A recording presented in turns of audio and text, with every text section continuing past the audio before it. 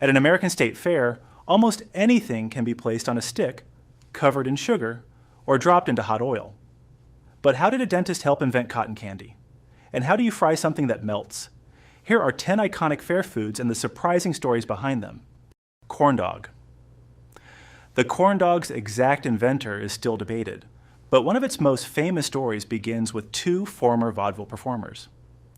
Brothers Neil and Carl Fletcher began selling their corny dogs at the State Fair of Texas in 1942. At first, fairgoers were suspicious of this strange combination of sausage and cornmeal, so the brothers reportedly cut their corn dogs into pieces and handed out free samples. Once people tasted them, the idea took off. A hot dog is pushed onto a wooden stick, coated in thick cornmeal batter, and fried until the outside becomes crisp and golden. The stick turns it into the perfect fair food: hot, filling, inexpensive, and easy to eat while walking. Fletcher's reportedly sells hundreds of thousands during a single Texas fair season. The recipe may be simple, but apparently keeping mustard off your shirt is not. Cotton candy. One of the most famous sugar inventions in history was co-created by a dentist. In 1897, Nashville dentist William Morrison and confectioner John C. Wharton patented an electric candy machine. It melted sugar and spun it through tiny holes, creating threads far thinner than human hair. They introduced the treat as fairy floss at the 1904 St. Louis World's Fair. Approximately 68,000 boxes were sold, despite each box costing 25 cents, about half the admission price to the fair. Cotton candy looks enormous, but most of its volume is air. A small amount of sugar is stretched into thousands of delicate strands that dissolve almost instantly on the tongue. That means cotton candy is both a giant cloud of sugar and one of the greatest optical illusions at the fair. Giant turkey leg. Giant turkey legs have inspired one of the strangest fairground rumors. Some people became convinced they were actually emu legs. They are turkey, but they often taste surprisingly similar to ham. That flavor comes from the preparation. The legs may be cured in a salty brine and slowly smoked, giving the meat its pink color, dense texture, and deep savory flavor. The curing process resembles that used for ham, which explains the similarity. Turkey legs became especially famous at theme parks during the late 20th century, but their dramatic appearance made them a natural fit for state fairs. They are portable, smoky, and so large that carrying one makes every fair visitor look temporarily medieval. And although vendors call them a snack, one giant turkey leg can feel more like an entire Thanksgiving dinner with a handle. Deep fried fair creations. At an American fair, the question is rarely, can this be fried? It is usually, what should we fry next? In the early 2000s, California fair vendor Charlie Bogosian, better known as Chicken Charlie, helped turn the deep-fried Oreo into a nationwide sensation. He dipped the familiar chocolate cookie in pancake-style batter, fried it until golden, and dusted it with powdered sugar. Inside, the cookie softens and the cream becomes warm, creating something closer to tiny chocolate cake than a crunchy Oreo. Then, in 2009, Abel Gonzalez Jr. brought deep-fried butter to the State Fair of Texas. Despite the name, a bare stick of butter is not simply dropped into hot oil. Small portions of flavored butter are frozen, wrapped in dough, and quickly fried. The outside becomes crisp, while the inside melts into the pastry. One began with America's favorite sandwich cookie. The other began with an ingredient that normally does the frying. Together, they perfectly capture the unofficial rule of fair food. If it sounds impossible, someone will probably fry it. Roasted corn on the cob. Among all the fried and sugar-coated foods at the fair, roasted corn almost looks suspiciously healthy, but it is also a major fairground operation. At the Wisconsin State Fair, the New Berlin Lions Club has served roasted corn since 1959.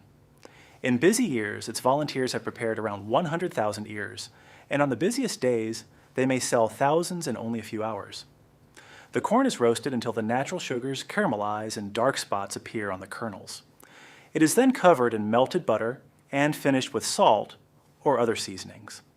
Some stands roast the corn inside its husk, which helps trap steam and keep the kernels tender. Others cook it directly over heat for a smokier flavor. It may be the only fair food that lets you say, "I ate a vegetable," while butter runs down both arms. Candy apple. The candy apple was originally created as a store decoration, not as a snack. In 1908, New Jersey candy maker William W. Kolb was experimenting with a bright red cinnamon candy for Christmas. He dipped apples into the shiny mixture and placed them in his shop window to attract attention. Customers did not simply admire the display, they wanted to buy the apples. Kolb began selling them for 5 cents each, and the glossy red treats eventually appeared at circuses, seaside resorts, festivals, and fairs. Unlike a soft caramel apple, a candy apple has a thin, glassy sugar shell. The first bite cracks through the hard coating before reaching the crisp, tart fruit underneath. It is beautiful, nostalgic, and nearly impossible to eat gracefully, which may be part of its charm. Fried cheese curds. Fresh cheese curds can squeak when you bite them. The sound comes from their tightly woven protein structure rubbing against your teeth. As curds age, their structure changes and the squeak gradually disappears, so a noisy curd is usually a very fresh curd. Cheese curds are small pieces created during the early stages of cheese making, before the cheese is pressed into a block and aged. They are especially associated with Wisconsin, where fresh curds are eaten plain or coated in batter and fried. In the fryer, the coating becomes crisp, while the cheese inside turns soft, stretchy, and dangerously hot. A fried curd may lose some of the famous squeak, but it gains something equally entertaining: the cheese pull. The real challenge is waiting long enough to avoid burning your mouth.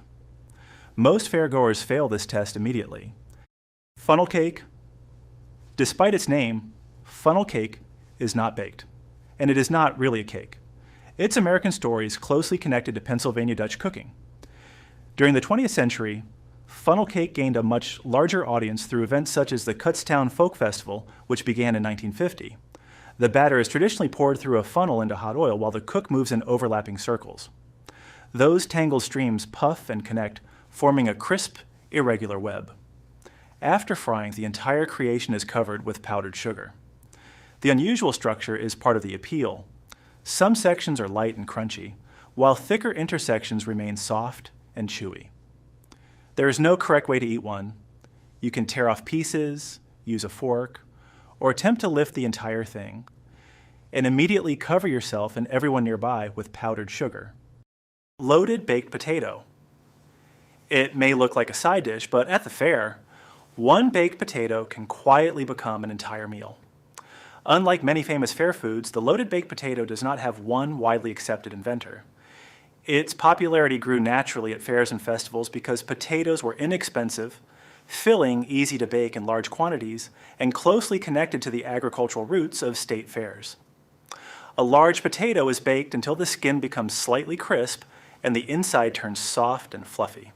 It is then split open and loaded with butter, sour cream, melted cheese, bacon, and green onions. Some fair versions go even further, adding chili, barbecue, broccoli, pulled pork, or macaroni and cheese. The fun fact is that the potato is not really the star alone. It is an edible bowl designed to carry as many toppings as gravity will allow. Among all the fried and sugar-covered foods at the fair, the loaded baked potato pretends to be the sensible choice. Then it arrives buried under cheese and bacon. Pork tenderloin sandwich. The first thing many people notice about this Midwestern sandwich is that the pork often refuses to stay inside the bun. Its story is commonly traced to Nick Feinstein, the son of German immigrants who sold sandwiches from a food cart in Huntington, Indiana. He adapted the idea of schnitzel by replacing veal with pork, pounding it thin, breading it, frying it, and serving it with pickles between pieces of bread. In 1908, he opened Nick's Kitchen, which is still associated with the sandwich today. To make it, pork loin or tenderloin is flattened until tender, coated with flour, egg, and cracker crumbs or breadcrumbs, then fried until golden and crisp. It is usually served on a simple bun with pickles, onions, mustard, lettuce, or mayonnaise. Some modern versions are made comically larger than the bun, but size is not the real goal. A good tenderloin should remain juicy inside, crunchy outside, and large enough to make the bun look slightly underprepared. It is essentially a German schnitzel that found a hamburger bun and became a Midwestern fair legend. From a dentist's fairy floss to butter hidden inside fried dough, state fair food turns simple ingredients into unforgettable spectacles. Which one would you try first? And which one would you never dare to order? Tell us in the comments and subscribe for more Food Stories Explained.